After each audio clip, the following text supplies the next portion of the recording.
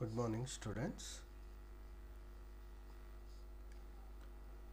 Today we will discuss the introduction about microwave engineering subject.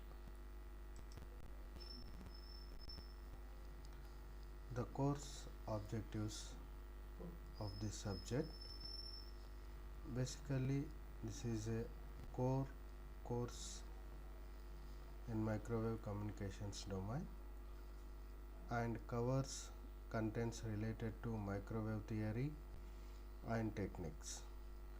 The main objectives of the course are to get familiarized with microwave frequency bands, their applications, and to understand the limitations and losses of conventional tubes at these frequencies.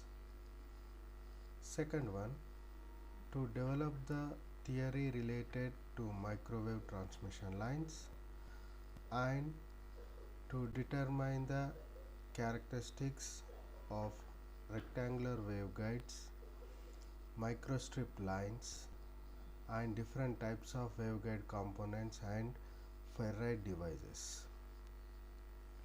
Third one, to distinguish between different types of microwave tubes, their structures and principles of microwave power generation, and to characterize their performance, features and applications at tube levels as well as with solid devices. Next one, to import